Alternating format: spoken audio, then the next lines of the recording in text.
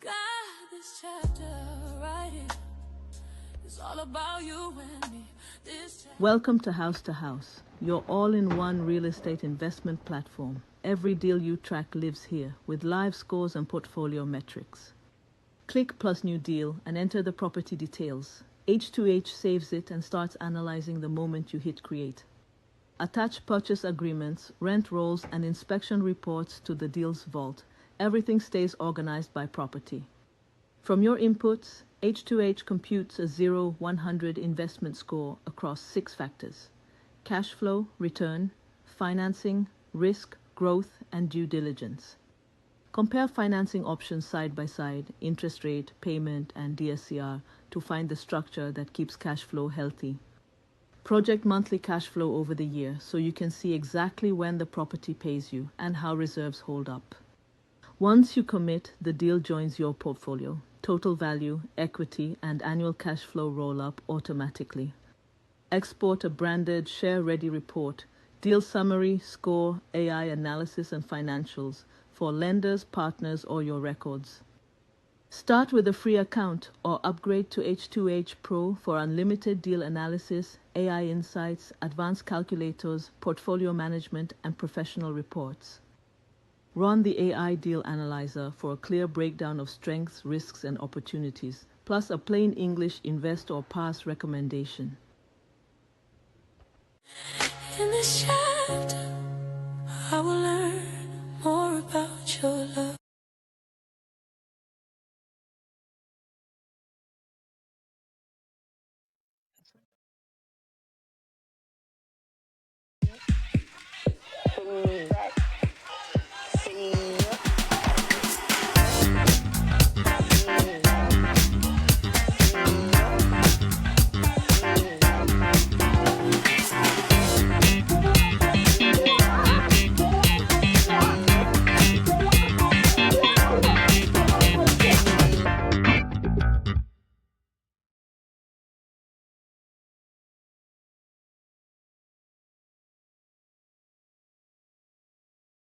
Hi everyone, welcome back to Heart with Prisca, where we'll have great conversation, practical wisdom, and purposeful living. Today we are talking about one of my favorite topics, multifamily real estate investing. So whether you are just getting started or already looking at your first deal, this session is for you. If you are new here, hi, my name is Prisca. I'm a civil engineer, project management professional. I'm a real estate investor and the founder of H2H,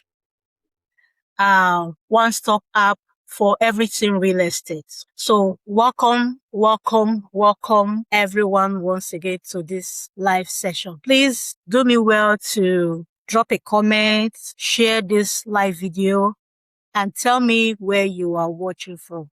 Wherever you are watching from, put it in the chats. Let me know where you are watching from today. Drop in the chat. I love seeing where this community is stretching to. So here is what I have for you guys tonight, if you are, and depending on where you are or this afternoon. So whenever I talk about real estate, I usually hear the same people asking me different questions, different people, different locations, different environment. They keep asking me the same question. And I thought I should do a live today to kind of help to answer some of these questions. I'm going to pick my top 5 questions that people usually ask. And I hope at the end of this section, it's going to be meaningful and useful too. So whether you are a brand new person into real estate, you've never bought a single property before, or you've been sitting on the fence thinking about your first deal for the past years now, I hope that tonight or today gives you 3 things. Gives you clarity, gives you confidence, and maybe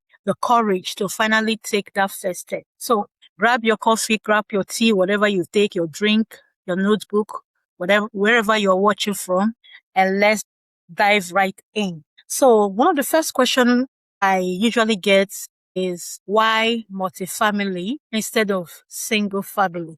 Why multifamily? Why are you interested? Why are you so much interested in multifamily? Because this is a question I usually get constantly, and I want to answer it as honest as possible, which means I have to take you back to where my journey actually started. Because here's the thing, people don't usually expect Not to actually know how I started my journey. So I didn't just start with multifamily. Surprisingly, I started with single family. Way back, a friend of mine introduced me to real estate investment group. There's this particular group of people who pool their money together to buy single family homes. I was interested. I said yes. I jumped right in. It was my first real exposure to property investment. So my very first time actually working alongside other investors. And that experience actually exposed me and taught me so much. So our very first investment as a group, that means the single family group, I was super excited. I participated. That kind of excitement where you check the listing photos over and over again. You are so carried away by the beauty of that particular property. For the first month after we've closed the deal, we couldn't find a tenant, not one, which meant that there was no rental income. The mortgage did not care whether we have a tenant or not. We needed to pay the mortgage. The expenses did not pause or wait for us. They kept coming. So as partners, we found ourselves reaching into our own pockets every single month just to keep that property afloat while we search for the right tenant for the property. That period was actually very, very stressful. I want to be very clear about something. It wasn't anybody's fault. Nothing that we did wrong. It's just that is one of the major risks of owning a single rental property. If that particular one unit is empty, your income drops to zero. And also be able to pay your mortgage becomes a problem. And so you have to take in money from your own personal property from your own personal cost to be able to do that. So later on, we were able to, as a group, to buy a second property instead of one. And the difference, I could feel the difference in terms of pressure. When we bought the second property, which had 2 units, and the pressure that we had when we bought the first one, where we had to be using our personal money to augment, to pay this mortgage, was eliminated when we bought the second property, which had 2 units. And that's really getting interesting for me. Why? Because with 2 units, you have 2 income instead of 1. So even when you have the situation of vacancy, at least you still have 1 unit rental income to fall back to. And that was where something began to click in me, seeing the difference between the 2 properties and how I had lesser pressure having 2 properties. So if 2 units can reduce the pressure this much, what will happen if I have a 6 units or a 12 units or a 20 unit apartment? So what does that teach me? It taught me that stability is not just about the property you buy. It's about how many income streams are attached to it.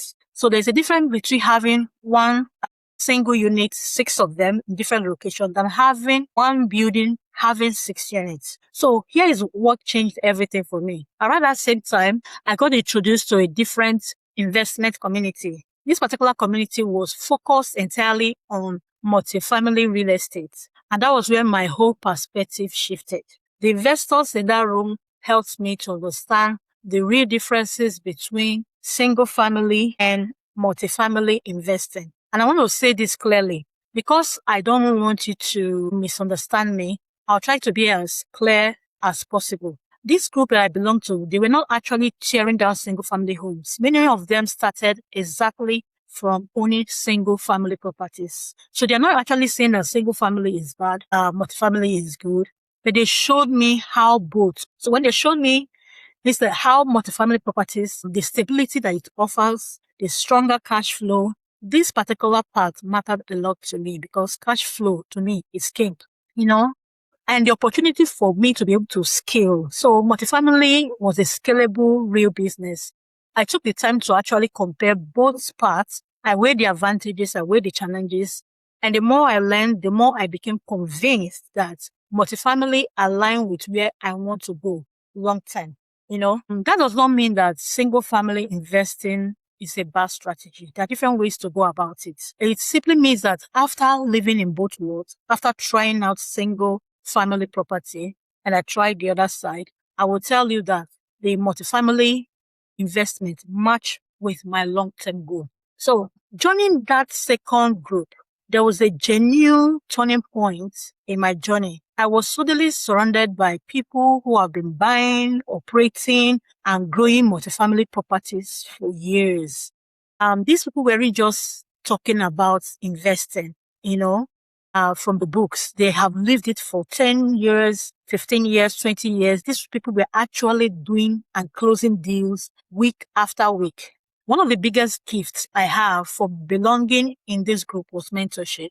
I was paired with a coach who worked closely with me from day one. He walked me through the fundamentals. He answered all my questions, even the ones I was embarrassed to ask. He challenged me the way I was thinking and gave me guidance that I couldn't have gotten from any book, from any real estate book. And I was confident because these people were actually living it.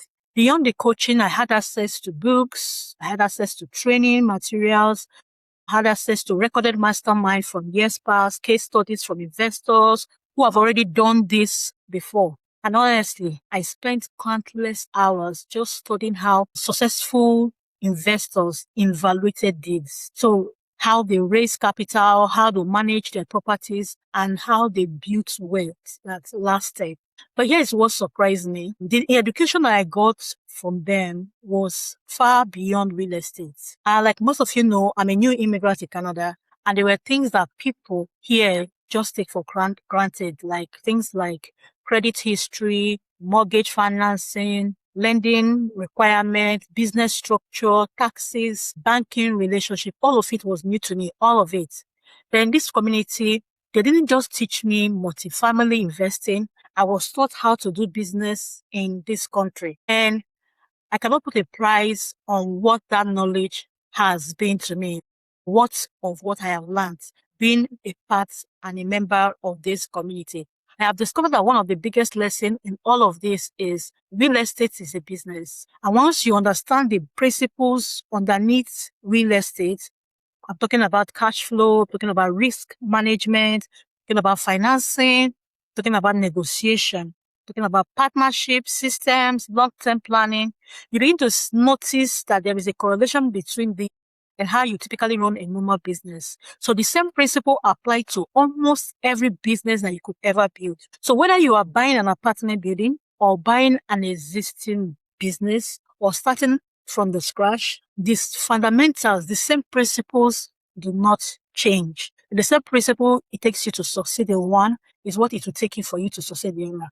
That's why I tell people that real estate taught me far more than how to buy properties. It taught me how to think like a business owner. And once you start thinking that way, you make decisions differently. Not just in real estate, in every corner of entrepreneurship that you touch. So looking back, I realized I wasn't just investing in real estate. I was investing in my own education.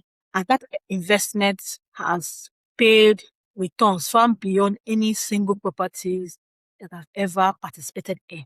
So if you're here, you're still listening to me, can you please drop in the comments where you're watching me from? So going back to the actual question, why multifamily investing? So let me start with something very important.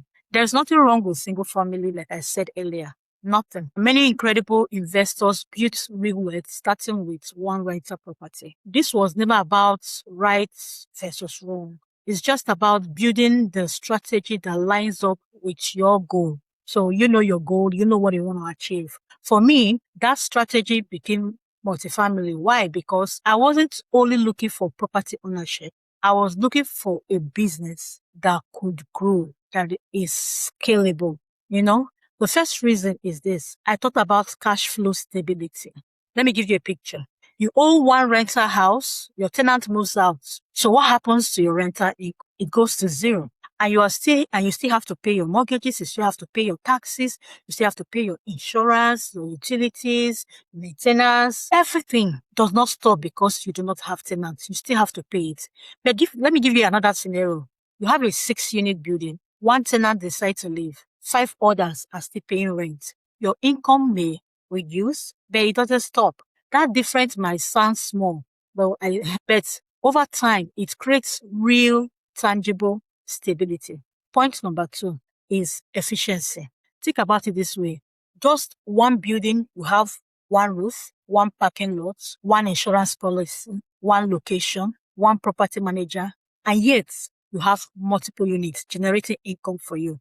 So imagine 6 apartments under one roof. More often than not, it's far more efficient than chasing down 6 separate houses across the city. Point number 3, and this one is what beginners rarely realize. With commercial multifamily properties, you can actually create value. Residential homes most times are based on the market appreciation.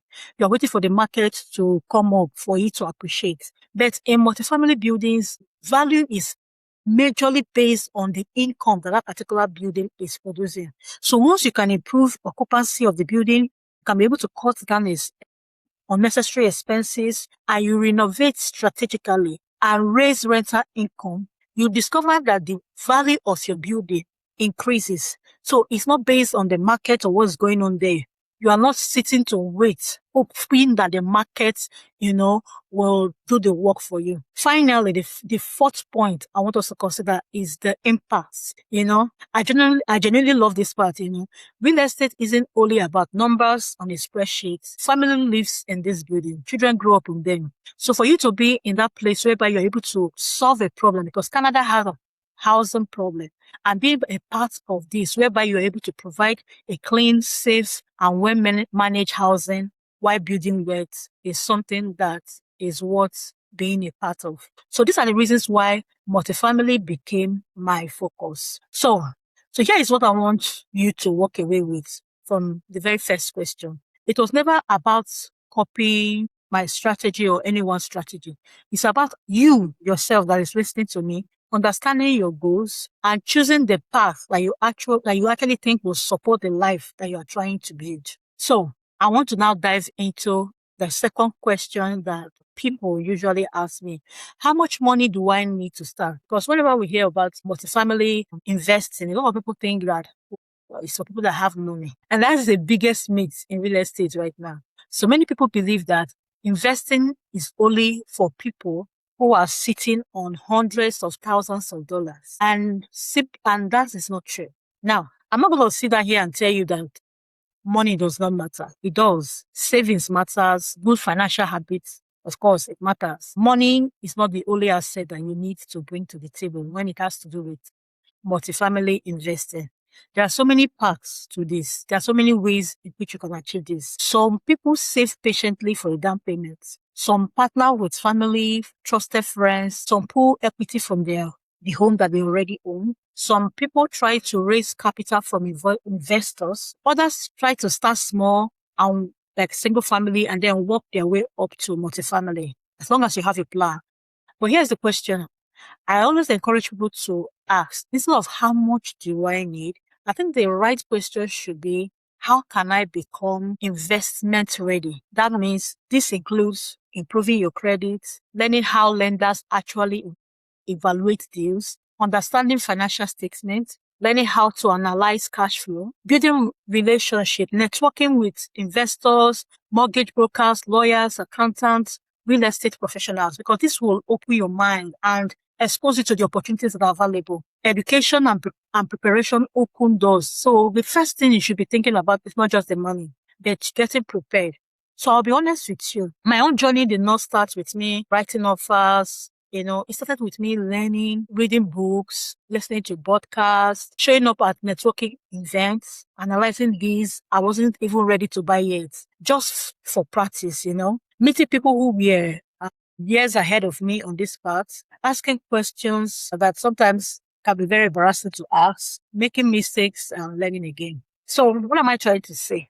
Preparation helps you build confidence, and confidence leads to action. When you're confident in that thing, you tend to act towards it. Now, this brings me to something else, because education doesn't just end when you close the book. One of the best decisions I ever made on this real estate journey was saying yes to property walkthroughs. Yeah, I go out there and walk the property, Since I started learning multifamily, I've walked through more apartment buildings than I can count. I've analyzed deal after deals. I've visited properties in neighborhoods all over. And I've noticed that every single walkthrough taught me something.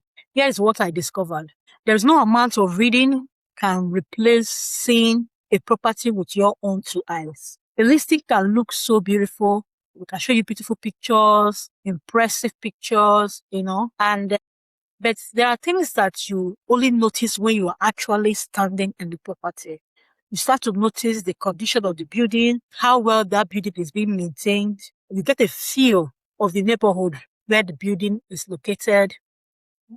This no Google Street View can give you that particular feeling. Sometimes you get to speak with the tenant, you get to speak with the property manager, and they will tell you things that you will never find in any online listing. Another benefit of this is that you start building relationship. Even when that particular building isn't the right fit for you, you now meet brokers, owners, property managers, and other professionals who may have access to a building that may fit the particular criteria that you're actually looking for. So every single conversation that you have in this journey is very, very valuable, and it will help you to grow. Every walkthrough will end in an offer. No, far from it. I've walked into buildings and I know almost instantly that this particular building is not for me. Sometimes it's about the location.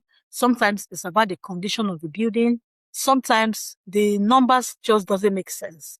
And that is okay. I've never once treated those visits as if it's a waste of my time. No, I see them as part of my education, because every property that you walk sharpens your ability to evaluate the next one. Every deal I walk away from makes me a better person in terms of assessing property. Now, here's what surprised me the most about this whole process. You don't become a good investor only by buying properties. You become a good investor by learning to evaluate properties very well. Sometimes walking away from a deal is just as valuable as buying one. So that a deal does not work doesn't mean that you've failed. You are taking along information, things that you have learned from that particular experience. So when you do those numbers and it's not working and you decided to move ahead, you are picking something from that particular process. So I'm going to pause here before I go to the fourth question. So if you're here, please comment. I want to see your comments. Tell me if you have any questions. At the end of this session, I'll go back to answer questions. So if you have any questions and you're here, you want me to attend to, please go ahead and drop your comments, drop your questions. And then if you're here and you've not subscribed to my channel, I will really, really, really, really appreciate if you can subscribe to my channel. Go to the bell symbol and click on the subscribe button. It is free. And this will really, really help me in this journey. So back to the fourth question that I want to address today is, can an immigrant invest? My answer is very simple. Absolutely. And I don't say that theoretically from a place of distance. I'm saying it from a personal experience. Moving to a new country sometimes can feel overwhelming. I don't need to convince anyone watching this who has lived it. You are learning entirely a new system. You're building a career from scratch sometimes. You are trying to establish a credit for the first time, because this is very important when it has to do with lending. You are trying to understand the tax system that makes no sense at first glance. You are trying to settle your family. So sometimes it's a lot. You're dealing with a lot at the same time. So real estate investors can feel like something that you want to push to later because you are dealing with a lot at the moment. It's something that you want to do maybe someday in the future.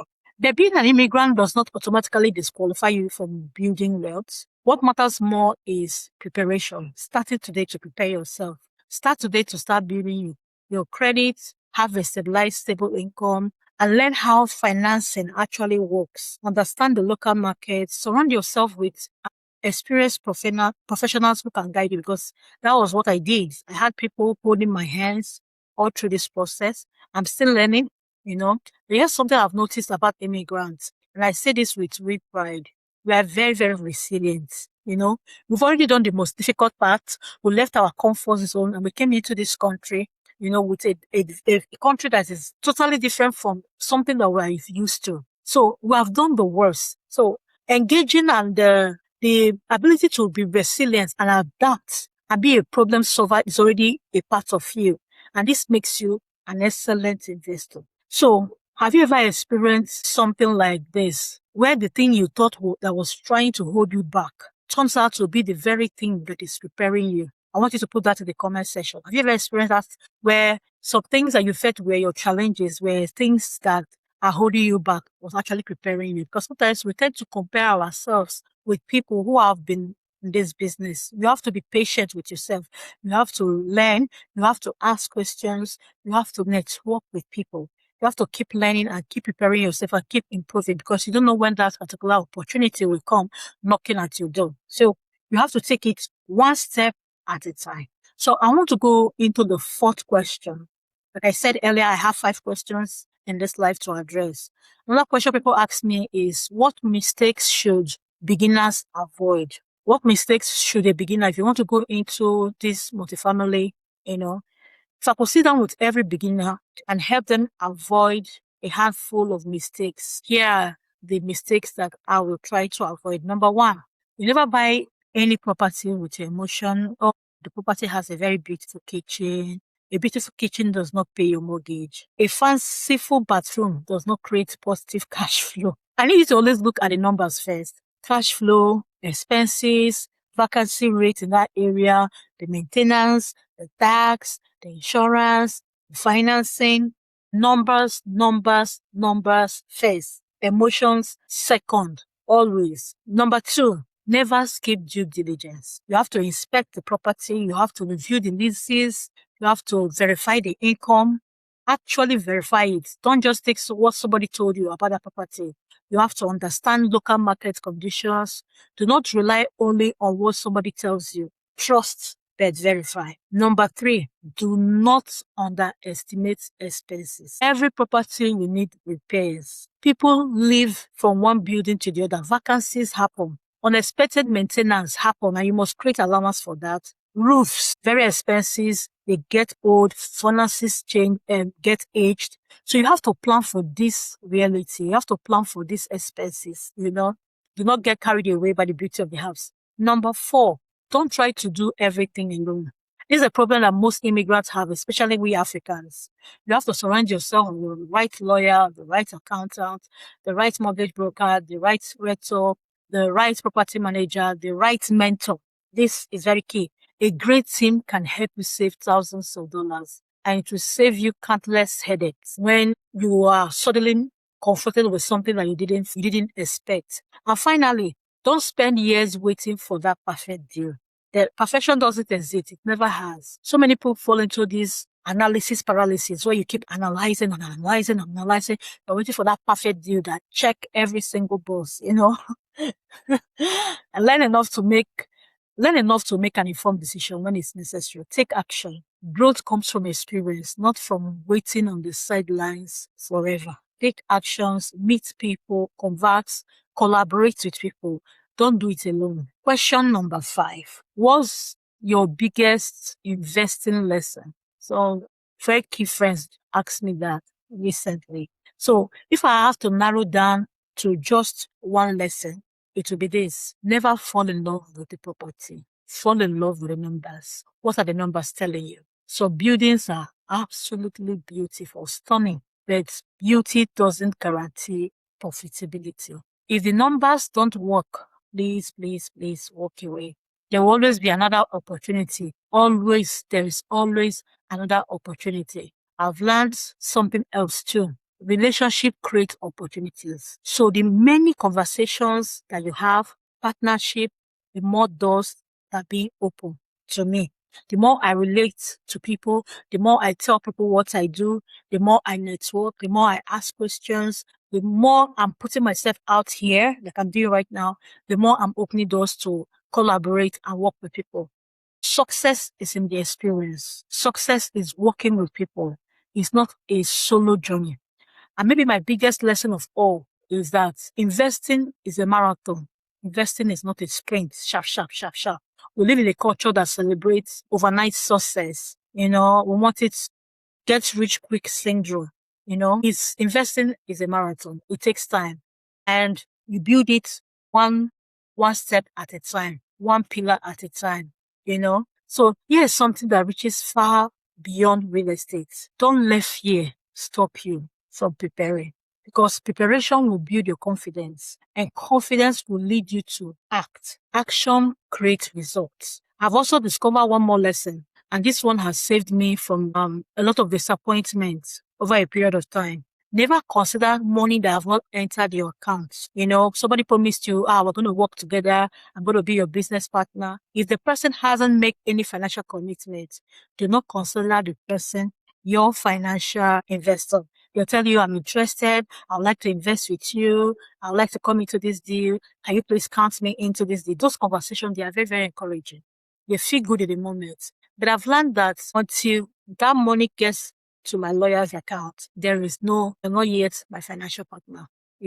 Until those agreements are actually signed, I don't assume that anybody is my partner. So, because things change, people's circumstances change, priority shifts, and sometimes people genuinely intend to invest, and then life happens. So you don't bank on people who you don't yet have an agreement with, who have not made any financial commitment. You don't bank on those promises. I've learned to appreciate verbal commitment, but also not to depend on them. You make your plans based on what has been confirmed, not based on what is promised. When the money is not in your account and the documents are not signed, please do not go further to make plans based on promissory notes. No. That single lesson has helped me make better decisions. It has made me to manage my expectations and to avoid a lot of unnecessary disappointments. And honestly, it's a principle that reaches far beyond real estate. It also applies to business. It applies to life, So make decisions based on what you can confirm, what you can ascertain, not based on what has been promised to you. So before I'll let you go tonight, I want to leave you all with this. You don't need to know everything before you begin. Every successful investor that I know or have spoken with once asked the basic questions that you are asking right now. Every experienced landlord was once closing on their very first property. Every expert that you know today have at some point been a beginner. So you can start your journey today by learning, by asking questions, by reading books, by listening to podcasts, by analyzing those deals, even the ones that you don't intend to buy, by meeting people, by staying teachable, and keep showing up. Wealth is rarely built by accident. Wealth is built intentionally. One informed decision at a time. Thank you all so much for spending this time with me tonight. I really hope this conversation answers some of the questions that have been sitting with you about multifamily investing. So please do me a favor, like and share this live for somebody that you think that may need it. And right now, if you have any question, especially regarding my new app that is out, that app was built from experience and from the need to have everything in one place. Because in a bid to analyze deals, you are using your Excel sheet, you're doing this and you're doing that.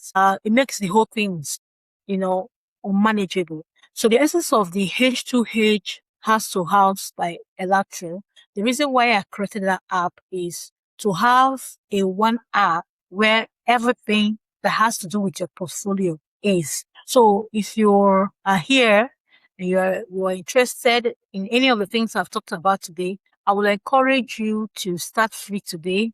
Go to elatro.com/app, click on there and play around the app. And if you have any questions regarding the app, you can actually ask me. Okay? Until next time, keep learning, keep preparing, keep building. Once again, I'm Prisca Wachko, and I'm happy that you spend this time with me. God bless you. Thank you, and bye-bye.